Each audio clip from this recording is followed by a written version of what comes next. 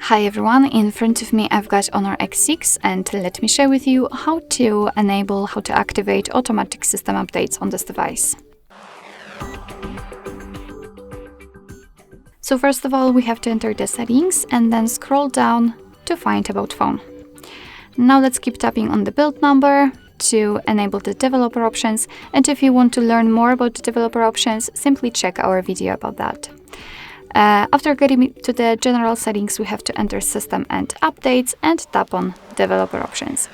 Here, let's scroll down just a little bit to find Automatic System Updates, which is in my case turned off, so in order to turn it on, just tap on the switcher, and from now on your device is allowed to apply the updates, but when it will be restarted. So you don't really have to remember about manually updating your device, but remember about restarting it from time to time. Of course, you can turn it off the same way.